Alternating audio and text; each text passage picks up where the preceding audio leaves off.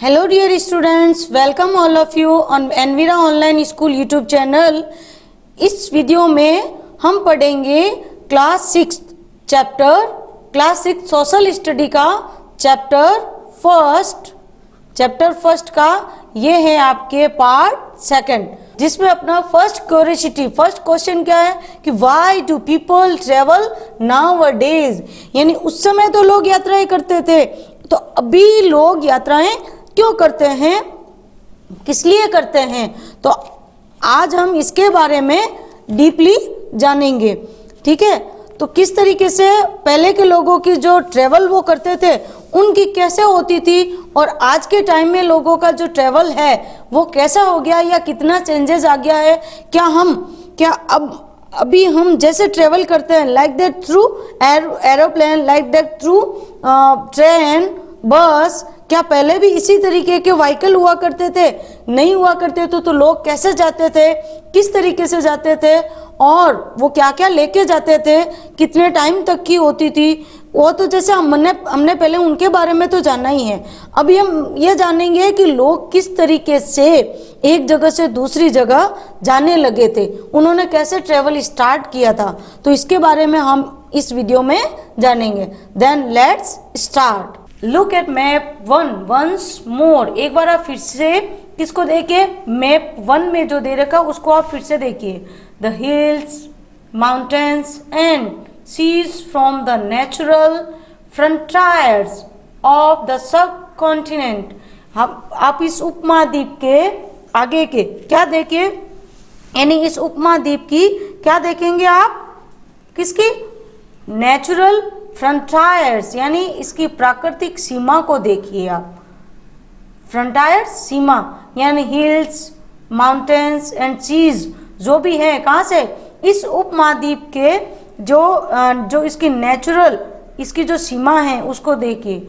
While it was difficult, यानी while it was difficult to cross these frontiers, यानी इस सीमा को क्रॉस करने के लिए लोगों के लिए आसान नहीं था। वाइल इट, ये क्या था, इनके लिए कैसा था, कठिन था। क्या कठिन था, क्रॉस दीज फ्रंटियर्स, यानी इस सीमा को पार करना। जो इनकी हिल्स, माउंटेन्स, यानी जो इस मैप पे दे रखा है ना, उसको आप देखिए। इस मैप पे जो दे रखा है ना, ये किस तरीके से, ये जो हिल्स है, ये इसके आसपास का आप देखिए, इस टोटली इसको देखेंगे। ठीक है, तो इन सभी को पार करना लोगों के लिए क्या था, थोड़ा मुश्किल था। ठीक है, तो those who wanted could and did scale the mountains and cross the seas। तो हालांकि लोगों के लिए पार तो नहीं था, लेकिन those who want, यानी जो लोग ऐसा चाहते थे, वो wanted, जिन्होंने ऐसा चाहा, जिनको अच्छा लगता था, जो चाहते थे, तो उन्होंने क्या कर लिया, could, यानी इनको जिन्होंने ऐसा चाहा उन्होंने तो ऐसा कर लिया। could, those who wanted could, जो ऐसा चाहते थे उन्होंने ऐसा कर लिया, यानी वो ऐसा कर सके। and did scale, उन्होंने क्या कर लिया, पार कर लिया था। the mountains, पहाड़ों को, and cross the seas, और उन्होंने समुद्र, गहरे समुद्र को भी क्या कर लिया था, क्रॉस, पार कर लिया था। people from across the frontiers also came into the subcontinent and settled here। तो जो लोग उस महाद्वीप से बाहर आए, ठीक है, यानी उस महाद्वीप में रहते थे वो, और कुछ लोग बाहर से भी आए, दूसरी जगह से भी वहां आए और वहीं पे क्या कर गए, वो सेटल्ड हो गए। सेटल्ड हियर, यानी वो वहीं पे सेटल हो गए। फिर आगे क्या हुआ देखो, इस तरीके से लोग जो आए और गए, कुछ लोग यहाँ से गए, कुछ लोग वहां से इधर आए, तो इस तरीके से जो लोगों का क्या था, दीज मूवमेंट्स, यानी इस तरीके से जो लोगों का मूवमेंट, दैट मीन्स आवागमन, यानी कुछ लोग यहाँ आए थे और कुछ लोग यहाँ से गए थे। Then these movement of people enriched our culture traditions, यानी इससे क्या हुआ कि हमारी जो संस्कृति है, कल्चरल, सांस्कृतिक जो परंपराएं थी, वो क्या थी, कल्चर, ट्रेडिशन, परंपरा, परंपराएं जो थी वो क्या हुई, इनराइच, इनराइच यानी फलना फूलना या समृद्ध करना, उसका और मजबूत बनना, वो क्या हुई, समृद्ध हुई। इस तरीके से लोगों का आपस में जो आइडियाज शेयर हुए थे, लोग यहाँ वहाँ से यहाँ आए, यहाँ से वहाँ गए, तो इस तरीके से जब अलग अलग जगह के लोग बसने लगे तो इस तरीके से क्या हुआ था, हमारी जो कल्चर ट्रेडिशन थी वो और भी क्या हुई, इनराइच हुई।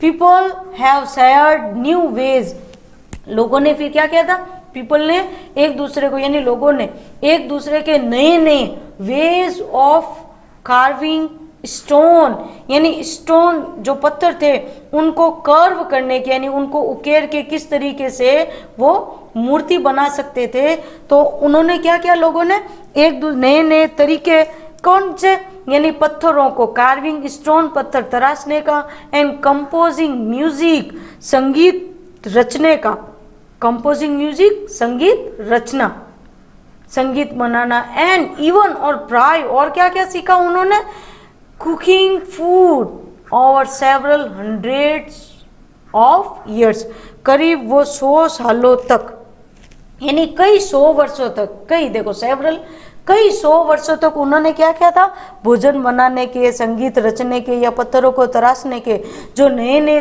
नए तरीकों के बारे में उन्होंने क्या किया, एक दूसरे के उनको विचारों को उन्होंने क्या किया, अपनाया था।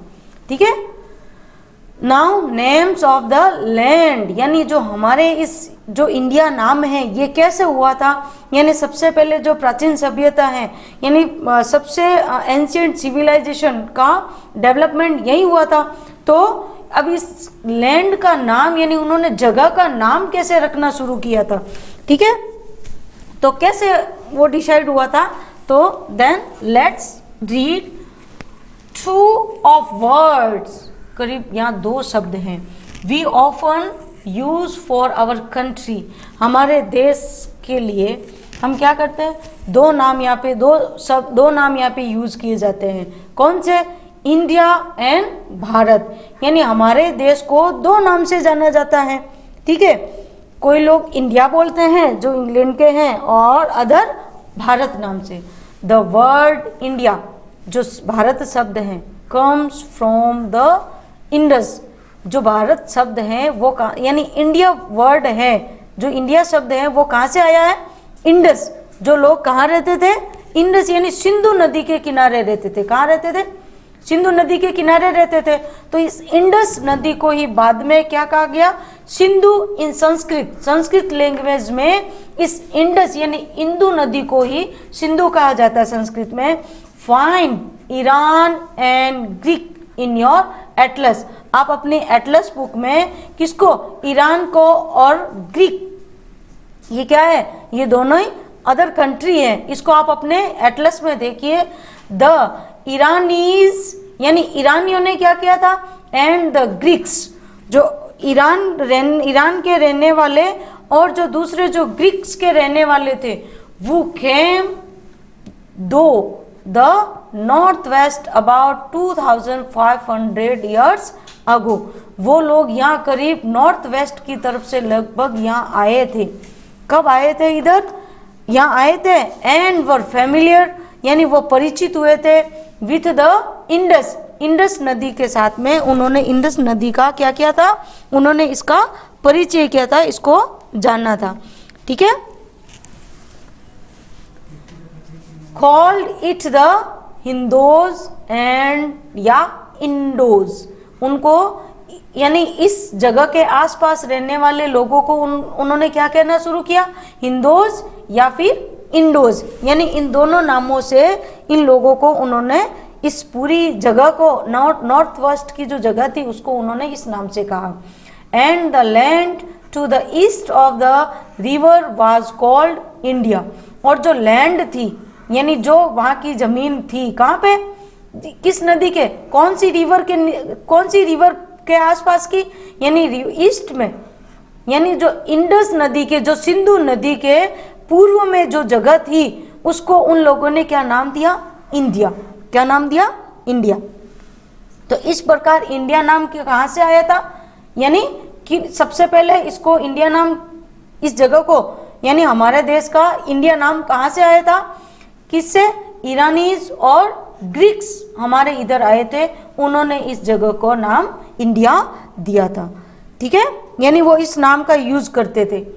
द नेम भारत, जो भारत नाम है, was use for a group of people, यानी भारत शब्द का यूज उन्होंने किसके लिए किया था, उन्होंने किसके लिए किया था, जो समूह, जो लोगों का समूह था, उन्होंने यूज किया था किसके लिए, वो lived in the north west, उन लोगों के लिए जो कहाँ रहते थे, यानी उत्तर पश्चिम में रहते थे, नॉर्थ वेस्ट में रहते थे, यानी जो इंडस नदी थी, यानी उसके जो पूर्व में रहते थे, जो ईस्ट में रहते थे, उनके लिए उन्होंने क्या नाम दिया, इंडिया, उस जगह को। और जो नॉर्थ वेस्ट में रहते थे, नॉर्थ वेस्ट में रहने वाले लोगों के लिए उन्होंने क्या नाम दिया, भारत। ठीक है, एंड वो आर मेंशन्ड, और जिनका उल्लेख भी किया जाता है, ठीक है, इसका उल्लेख भी मिलता है, ये लिखा हुआ भी है इन द ऋग्वेद, हमारे वेद माने गए हैं प्रमुख रूप से, यानी mainly 4 types of Veda. The first ancient Veda is Rigveda, सबसे प्राचीन वेद जो माना जाता है वो किसको माना जाता है, ऋग्वेद को। The earliest composition in Sanskrit, यानी जो अपनी ये जो अर्लीस्ट कंपोजिशन, ये सबसे प्राचीनतम रचना मानी जाती है, क्या मानी जाती है, इन संस्कृत में ये सबसे प्राचीन रचना मानी जाती है। इसमें इसका उल्लेख भी मिलता है किसका, भारत शब्द का। Dated to about 3500 years ago, यानी करीब इसका लगभग कितना पुराना है, 3500 years ago. Later it was used for the country, और बाद में इसका प्रयोग किसके लिए, और यानी किसके लिए होने लगा था, अपने देश के नाम के लिए, देश के रूप में इसका होने लगा था। ठीक है, now finding out about the past, अब हम अपने अतीत के बारे में कैसे जाने, यानी जो अपन ने ये तो जान लिया कि लोग किस तरीके से यात्राएं करते थे, क्या करते थे, ठीक है, यानी कैसे उन्होंने रहना शुरू किया था, कैसे जगह का नाम रखना शुरू हो गया था।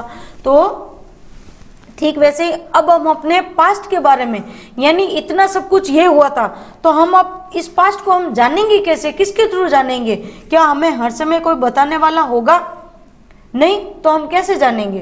तो यहाँ पे दे रखा, देखो क्या, कि there are several ways of finding out about the past, यहाँ पे खूब सारे बहुत से तरीके हैं जिसके माध्यम से हम अपने पास्ट के बारे में जान सकते हैं। कैसे जान सकते हैं, कि सबसे मुख्य तो क्या है, सबसे पहला कौन सा है, कि 1 is to search for and read books that were written long ago, यानी सबसे पहला तो क्या है कि हम बुक्स को पढ़कर जान सकते हैं, रीड बुक्स, यानी हम इसको, हमें यदि जानना है तो हमें सबसे पहले क्या करना पड़ेगा, सर्च फॉर, इसके लिए हमें ढूंढना पड़ेगा, बुक्स पढ़नी पड़ेगी जो लिखी गई थी, वो रिटन लॉन्ग एगो, यानी जो बहुत पहले लिखी गई थी अतीत के बारे में। दीज आर कोल्ड, जो इतनी पुरानी बुक्स थी उनको क्या कहा जाएगा, क्या कहा जाता है, दीज आर कोल्ड, उनको कहा जाता है मैन्युस्क्रिप्ट्स, यानी क्या कहा जाता है, पांडुलिपि, इसको क्या कहा जाता है, पांडुलिपि। ठीक है, जो हाथ से लिखी जाती है, हस्तलिखित, जो हाथों से लिखी जाती थी। अभी तो जो बुक्स जो आपके प्रिंट होती हैं उनको टाइप किया जाता है और प्रिंटिंग प्रेस के थ्रू उनको छापा जाता है, जबकि पहले प्राचीन समय में लोग क्या करते थे, देखो यहाँ दे रखा, a page from a palm leaf, एक पाम लीफ ली जाती थी, खजूर का पैर के जो पत्ती होती है उसको लिया जाता था। Manuscript, manuscript means this manuscript was written about 1000 years ago, करीब हजारों वर्ष पहले लिखा जाता था।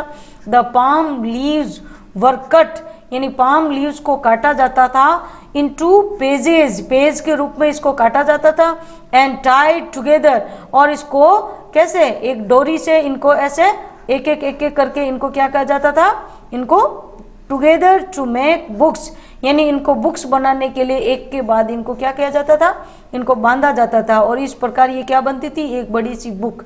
To see a birch bark manuscript turn to page 37, जो पेज 37 है उसके ऊपर क्या दे रखी है, एक आपने मैन्युस्क्रिप्ट दे रखी है, ठीक है। ब्रिच बार्क पे, ये ब्रिच बार्क है, छाल है ये, ठीक है, इसके ऊपर ये देखो इस तरीके से लोग क्या करते थे, लिखते थे।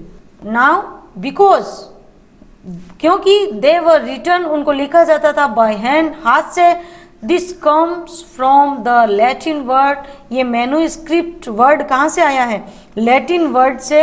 लैटिन वर्ड है मैनु, जिसका मीनिंग होता है, मीनिंग हैंड, मैनु का मतलब क्या होता है, हाथ। इस और जो लिखा जाता था, लेख था, उसको क्या बोलते थे, स्क्रिप्ट, ठीक है। दीज वर यूजुअली, इनको सामान्य रूप से रिटन लिखा जाता था ऑन पाम लीफ, किस पे, पाम लीफ पे लिखा जाता था, या ऑन द स्पेशली, विशेष रूप से प्रिपेयर्ड, तैयार की जाती थी, बार्क यानी छाल से, बार्क छाल से, अ ट्री एक पेड़, नाउ एज द ब्रिच, जिसका नाम था ब्रिच, के जो छाल होती थी उससे क्या की जाती थी, इस प्रकार का एक पेज तैयार किया जाता था। Which grows in the Himalayas, जो कहाँ पे उगता है, हिमालयाज के, हिमालयाज पर्वत पर उगता है। इसको ब्रिच को हिंदी में क्या बोलते हैं, ताड़ का वृक्ष, किसका वृक्ष, ताड़ का वृक्ष, जो कहाँ पाया जाता है, हिमालय पे, ठीक है। ओवर द ईयर्स, करीब कई इतने वर्षों तक, many manuscripts were eaten away by insects, यानी इतने वर्षों में बहुत सारी मैन्युस्क्रिप्ट्स को, जो लिखी गई थी बुक्स, उनको तो कईयों ने तो कौन खा गए, इंसेक्ट्स, कीड़े खा गए उनको। सम वर डेस्ट्रॉयड, किनको, कुछ को तो नष्ट ही कर दिया गया था। बट लेकिन मैनी हैव सर्वाइव, लेकिन इनमें से बहुत सी अभी भी कैसी हैं, आज भी कैसी हैं, उपलब्ध है, यानी आज भी सही सलामत है, तो वो अभी भी क्या है, उपलब्ध है। ऑफन प्राय प्रिजर्व, उनको क्या किया गया था, उनको प्रिजर्व किया गया था, यानी उनको सुरक्षित रखा गया था। इन टेम्पल्स, किसमें, मंदिरों में, एंड किसमें, मोनेस्ट्रीज, किसमें, विहार में, मठ बोला जाता है इसको, अर्थ होता है शाब्दिक अर्थ इसका मठ या विहार, जिसमें संत लोग रहते, ऋषि मुनि मठ बनाकर हिमालय पर रहते थे, और जो रहते थे इस तरीके से, उन्होंने अपनी इन मैन्युस्क्रिप्ट्स को प्रिजर्व यानी उनको सुरक्षित रखा था। दीज बुक्स, इन किताबों में क्या है कि डेल्ट विथ ऑल, उन सभी प्रकार का विवरण इसमें मिलता है। किसका विवरण, डेल्ट यानी विवरण या चर्चा, विवरण या चर्चा मिलती है। With all kinds of subjects, उन सभी विषयों के बारे में, लाइक दैट रिलीजियस बिलीव्स, यानी वो लोग किस प्रकार के धर्म में विश्वास करते थे, एंड प्रैक्टिस, वो किस प्रकार के कार्य करते थे, द लिव्स ऑफ किंग्स, राजाओं का जीवन कैसा होता था, मेडिसिन्स, औषधियाँ कैसी होती थी, एंड साइंस, विज्ञान के बारे में। जो ये बुक्स है ना, यानी मैन्युस्क्रिप्ट, जब अपन जितनी ज़्यादा आप बुक्स को पढ़ोगे, तो जितनी ज़्यादा बुक्स पढ़ेंगे आप, उतना ज़्यादा आप अपने किसके बारे में, हिस्ट्री या पास्ट के बारे में आपको जानने को मिलेगा। तो इन बुक्स में यानी वो लोग कैसे खाते थे, उनका जो धर्म कर्म में विश्वास कैसे करते थे, कैसे कार्य करते थे, उनका यानी राजाओं का जीवन कैसा होता था, किसानों का जीवन कैसा होता था, या उस समय की मेडिसिन्स कैसी होती थी, और वहाँ का विज्ञान यानी उस समय का साइंस कैसा था। बिसाइड्स, जबकि इसके अलावा, बिसाइड्स इसके अलावा, देयर वर इपिक्स, यानी उस समय के जो काव्य क्या थे, महाकाव्य, इपिक्स महाकाव्य, यानी बड़े बड़े पद्य के रूप में पहले रचनाएं होती थी, पहले गद्य के रूप में नहीं लिखा जाता था। तो बहुत सी क्या है, महाकाव्य, पोएम्स, कविताएं हैं, प्लेज, और बहुत से ऐसे नाटक भी लिखे गए हैं। इनमें से बहुत सारे तो मैनी ऑफ दीज, इनमें से बहुत सारे तो किस में लिखे हुए हैं, रिटर्न इन संस्कृत, संस्कृत लैंग्वेज में लिखे गए हुए हैं। तो इससे हमें क्या पता चलता है कि संस्कृत इज या Sanskrit was our first language, यानी सबसे हमारी पहली भाषा कौन सी थी, संस्कृत भाषा ही थी। अदर्स, जबकि जो दूसरे हैं वो किसमें लिखे गए, वर इन प्राकृत भाषा में, किसमें, प्राकृत भाषा, यानी language used by ordinary people, जो साधारण लोग थे वो तो प्राकृत भाषा का, अपभ्रंश भाषा भी बोला जाता है इसको, यानी टूटी फूटी अपनी स्थानीय भाषा का प्रयोग करते थे। और जो कौन से ये काव्य लिखने वाले, जो मंदिर के पुजारी, जो धर्म गुरु ये होते थे, ये संस्कृत का यूज करते थे। प्राकृत लैंग्वेज क्या होती थी, जो ऑर्डिनरी पीपल के द्वारा यूज ली जाती थी। एंड अदर क्या यूज करते थे, तमिल, अदर क्या यूज करते थे, तमिल। यानी तो सबसे अपनी पहली भाषा कौन सी हुई, संस्कृत भाषा हुई, और कुछ जो अन्य लोग थे वो कौन सी भाषा लिखते थे, यानी प्राकृत लैंग्वेज का, और अदर तमिल का। Now we can also study, हम पढ़ सकते हैं क्या, इंस्क्रिप्शंस, यानी अभिलेख, इंस्क्रिप्शन, अभिलेखों को हम पढ़ सकते हैं कि these are writings on relatively hard surfaces, यानी इंस्क्रिप्शन अभिलेख, ये अभिलेख किस पे लिखे जाते थे, रिटिंग्स ऑन रिलेटिवली, इनको जिस प्रकार यानी पाम लिपि पे स्याही से जो लिखा जाता था, और ठीक वैसे ही अभिलेखों को कैसे लिखा जाता था, हार्ड सरफेस, यानी जो कठोर सतह थी, सच एज स्टोन, यानी स्टोन पे या मेटल पे लिखा जाता था। समटाइम्स, कभी कभी किंग्स, यानी जो राजा थे, गॉट दियर ऑर्डर्स, वो अपने आदेश देते थे। इंस्क्राइब्ड, उन्होंने इसका वर्णन भी किया है, यानी अपने आदेशों को वो क्या करते हुआ करवाते थे, उत्कीर्ण करवाते थे, उत्कीर्ण करना या उकेरना, लिखवा देते, सो दैट, ताकि पीपल कुड सी, लोग उनको देख सके, रीड पढ़ सके, एंड ओबे, यानी उसका पालन, उनकी आज्ञा का पालन या आदेश का पालन कर सके। These are other kinds of inscriptions, ये अन्य प्रकार के अभिलेख थे।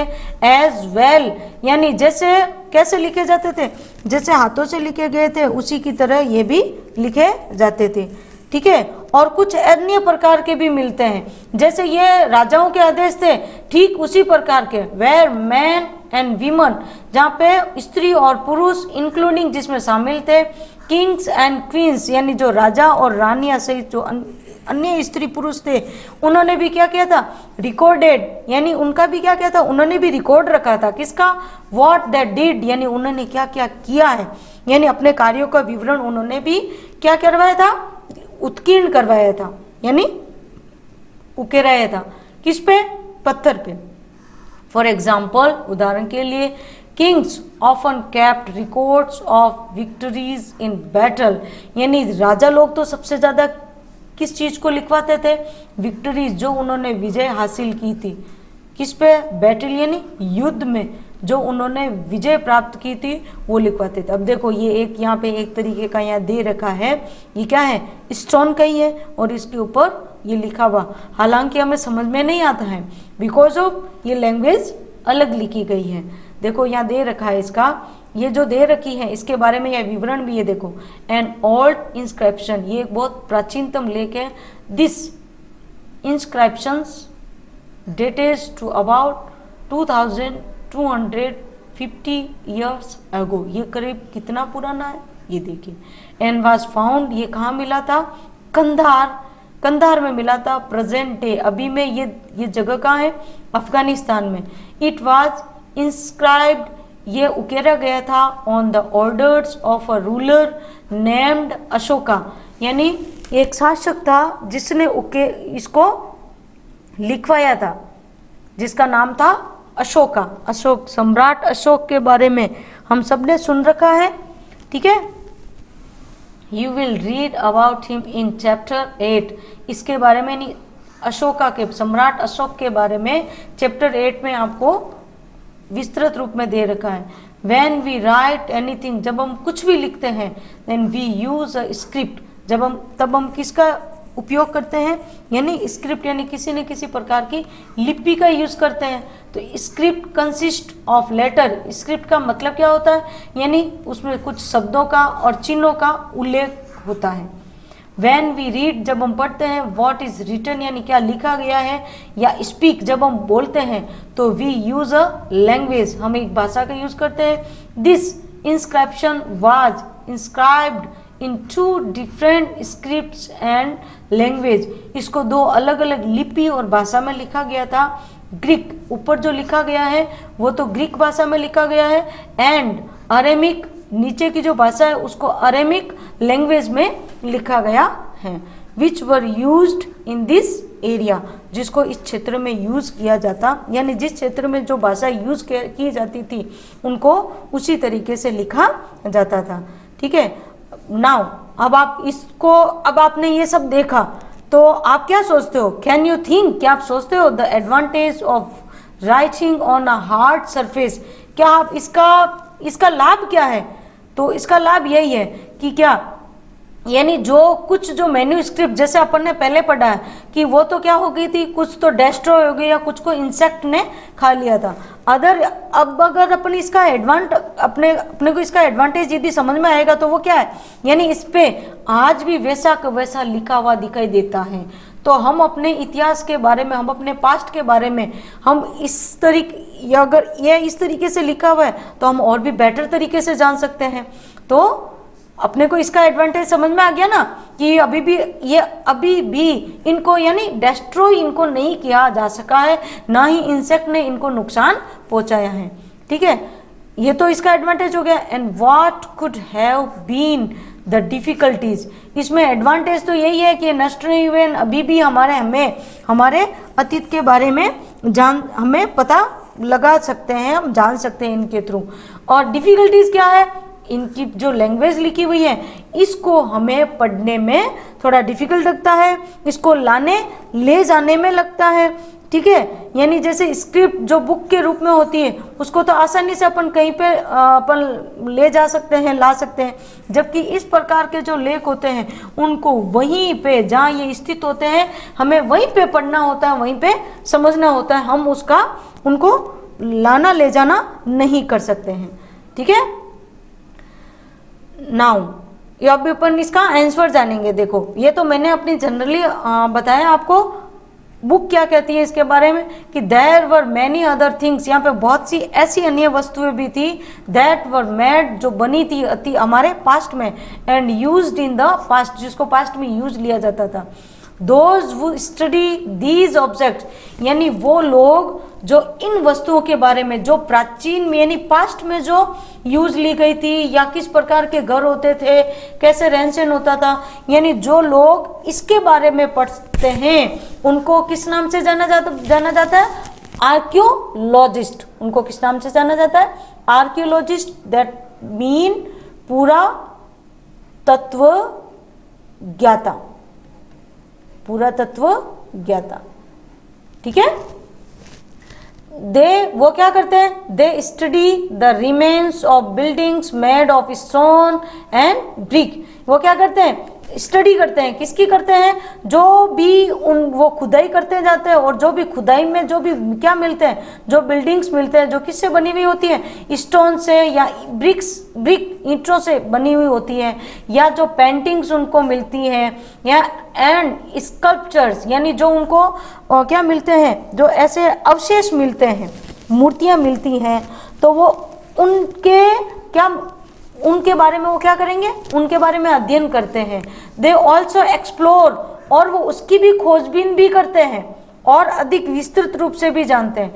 एंड एक्सवेट, यानी वो क्या करते हैं, उसकी खुदाई करते हैं।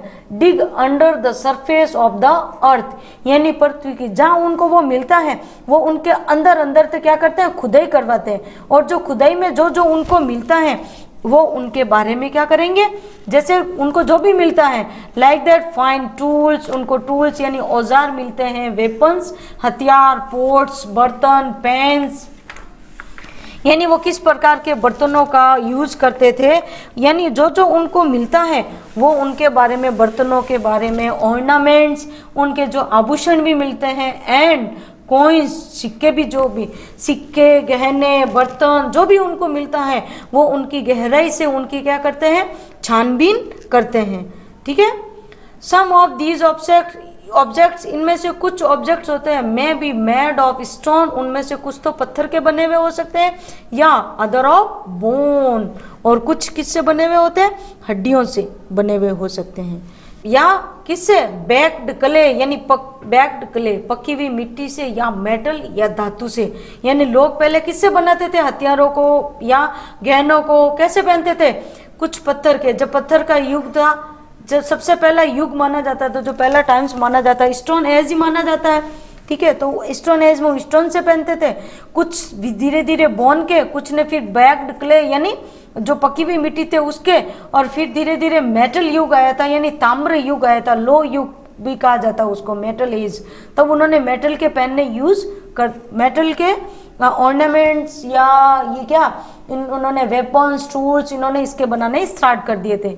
ऑब्जेक्ट्स यानी कुछ वस्तुएं, दैट जो कि आर मेड ऑफ हार्ड, यानी जो कठोर या इम्प्रेसिबल थी।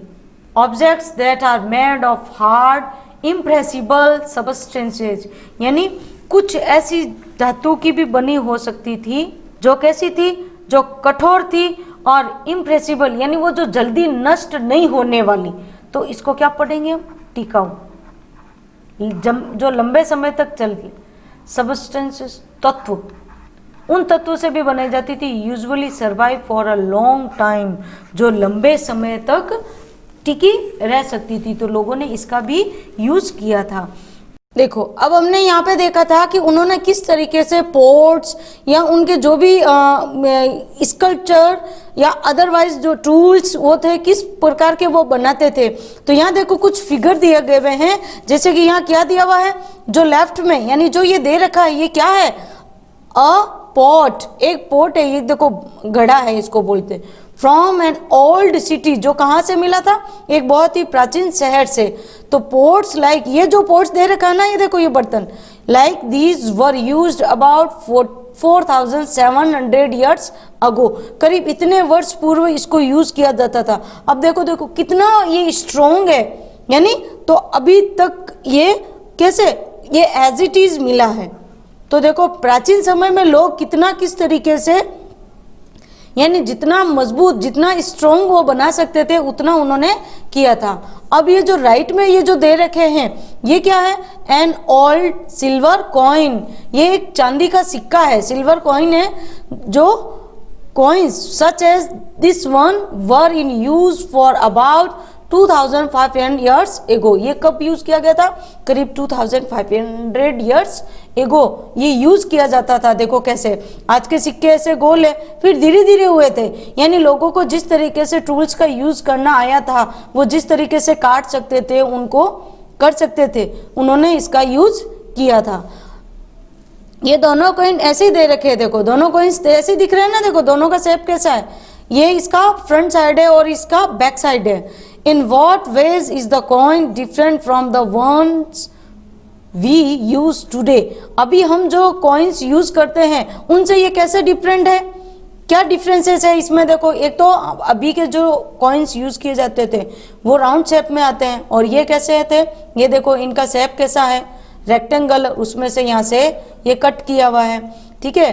और यहाँ पे जो फिगर जो यहाँ पे दिख रहा है ये अपनी तो समझ से वैसे बाहर है, आर्कियोलॉजिस्ट इसको अच्छे से जान सकते हैं। ठीक है। Now archaeologist also look for bones, उन्होंने हड्डियों को भी देखा है, यानी उन्होंने हड्डियों का भी क्या किया है, उनका विश्लेषण किया है, उनको देखा है। किसकी, of animals, birds and fish. किसकी देखी थी उन्होंने, animals, birds and fish, to find out, किस लिए, यानी उन्होंने उनकी हड्डियों को भी देखा है। ठीक है। और उन्होंने क्या देखा था कि टू फाइंड आउट, ये जानने के लिए, क्या जानने के लिए, कि what people at in the past, यानी लोग पास्ट में, यानी पहले अतीत में वो क्या खाते थे, ये जानने के लिए। यानी अभी हम जैसे पलक झपकते ही हमारे सामने बटन दबाते ही खाना आ जाता है, क्या लोग पहले भी ऐसे ही खाते थे। तो यानी आर्कियोलॉजिस्ट क्या करते हैं, इनके बारे में और वो विस्तार रूप से जानने का करते हैं। ठीक है, प्लांट रिमेन्स सर्वाइव फार मोर रेयरली, जबकि क्या होता है कि प्लांट्स के रिमेन्स, जो प्लांट के रिमेन्स होते हैं यानी जो पौधों के अवशेष होते हैं, वो तो क्या होते हैं कि मिट्टी में जो दब जाते हैं वो तो धीरे धीरे खाद के रूप में बदल जाते हैं। क्या आप प्लांट को यानी प्लांट के जो भी पार्ट्स होते हैं, क्या आप उनको मिट्टी में डाल दो और कुछ समय बाद यदि आप देखते हो तो आपको मिलते हैं क्या? नहीं मिलते। तो ये तो क्या है कि सर्वाइव फॉर मोर रेयरली, यानी बहुत कम, रेयरली बहुत कम मिलते हैं, बच ही नहीं पाते हैं। ठीक है, इफ सीड्स ऑफ ग्रेन या pieces of wood have been burn, यदि किसको, यदि अनाज के बीजों को यानी अन्न के दानों को या लकड़ी के टुकड़ों को जल जाते हैं तो भी वो जले हुए रूप में कैसे रहते हैं? They survive in a charred form. किस रूप में रहते हैं वो? जले हुए रूप में। किस रूप में? जली हुई, ऐसे राख के रूप में रहते हैं। डू यू थिंक, क्या आप सोचते हो, cloth is found frequently by archaeologist, क्या इनको आर्कियोलॉजिस्ट को क्या क्या फ्रीक्वेंटली, क्या बहुधा, यानी उनको क्या वास्तु यानी बार बार उनको क्या कपड़ों के भी अवशेष मिले होंगे? वो कपड़े कैसे पहनते थे, क्या उसके बारे में भी जानना होगा उनको? इसके बारे में क्या कुछ जानकारी उनको मिली होगी? तो आइए देखते कि हिस्टोरियंस वो स्टडी अबाउट हिस्ट्री, जो हिस्ट्री को पढ़ते हैं उनको क्या बोलते हैं? हिस्टोरियंस। जो इतिहासकार हैं हिंदी में बोलते हैं, दैट इज प्राय स्कॉलर्स वो स्टडी द पास्ट। हिस्टोरियंस किसको बोला जाता है? यानी वो छात्र जो किसके बारे में? स्टडी द पास्ट, यानी पास्ट के बारे में, जो पास्ट की स्टडी करते हैं उनको क्या बोला जाता है? हिस्टोरियंस। ऑफन प्राय यूज द वर्ड, कौन से वर्ड का यूज करते हैं वो?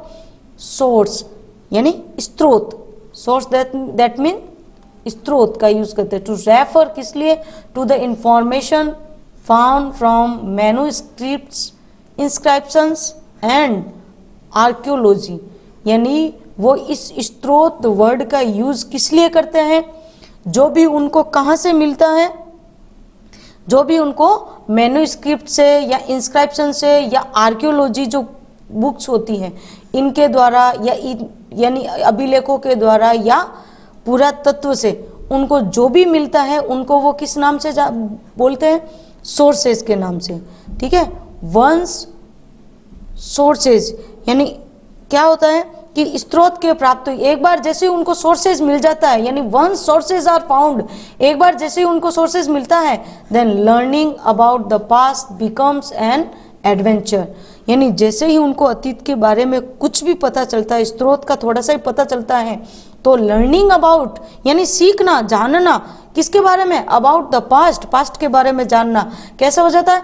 बिकम्स हो जाता है एन एडवेंचर, कैसे हो जाता है? रोचक पूर्ण हो जाता है। जैसे आपको भी कोई चीज़ पता चलती है या क्यूरियोसिटी आपकी बढ़ती है, जैसे कुछ बच्चों को होता है ना, जैसे लाइक दैट किसी भी तरीके की वो, चाहे वो रिमोट से चलने वाली गाड़ी क्यों नहीं हो, उसका पूरा पूरा एक एक करके वो अलग अलग करके देखते हैं। क्यों? क्योंकि उसमें उनको क्या मिलती है? उनको उसमें इंटरेस्ट आता है कि ये किस तरीके से इन पार्ट्स को जोड़ा गया होगा, कैसे किया गया होगा। तो ठीक वैसे ही जो हिस्टोरियंस होता है ना, उनको यदि एक बार भी थोड़ा सा भी सोर्स मिल जाता है तो सोर्स के मिलते ही उनके लिए और भी ये जानना क्या हो जाता है? उनके लिए एक एडवेंचर के अकॉर्डिंग हो जाता है। एडवेंचर दैट मीन जब हम भ्रमण पर जाते हैं, नई नई जगहों को देखते हैं या प्राचीन जगह को देखेंगे, ठीक है, तो मोनूमेंट्स को उनको जब अपन देखते हैं तो उनके बारे में जानने की हमारे अंदर क्या बढ़ जाती है? क्यूरियोसिटी बढ़ जाती है। तो उनमें भी जो हिस्टोरियंस होते हैं उनमें तो बहुत ज़्यादा होता है। एज वी रिकंस्ट्रक्ट, जैसे कि क्या होता है कि इन स्रोतों से की हेल्प से ही उनको क्या मिलता है? धीरे धीरे वो क्या करते हैं? रिकंस्ट्रक्ट, यानी वो फिर से उसको बनाने में लग जाते हैं। इट बिट बाय बिट, यानी एक एक करके, बिट बाय बिट, एक एक करके वो इनको जोड़ते इनको पहले जैसे पहले अपने कैसा आया था? हंटर्स के बाद हर्डर्स, हर्डर्स के बाद फार्मर्स, फार्मर्स के बाद क्या? रूलर्स। तो यानी वो एक के बाद एक, जैसे जैसे उनको वो सोर्सेज मिलते हैं, अकॉर्डिंग टू सोर्सेज वो उस हिस्ट्री को फिर से क्या करने लग जाते हैं? रिकंस्ट्रक्ट, यानी अपने पास्ट को वो पुनः बनाना शुरू करते जाते हैं। So historians and archaeologists are like detectives, यानी इसलिए जो हिस्टोरियंस होते हैं या आर्कियोलॉजिस्ट होते हैं उनको किस नाम से, यानी उनको अपन क्या कह सकते हैं, डिटेक्टिव भी कह सकते हैं, एक प्रकार से जासूस भी कह सकते हैं उनको।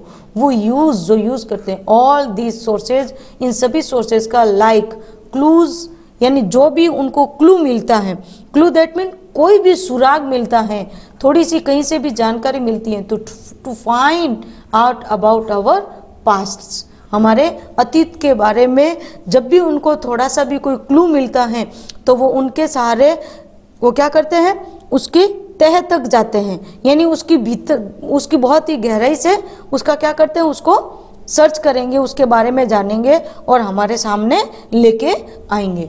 तो यह हमारा पार्ट 2 कंप्लीट होता है। यदि आपको कहीं से भी कोई क्यूरियोसिटी होती है, कहीं से भी आपको समझ में नहीं आता है, यदि आपको कोई भी डाउट होता है तो आप कमेंट बॉक्स में कमेंट कर दीजिएगा। And thanks for watching.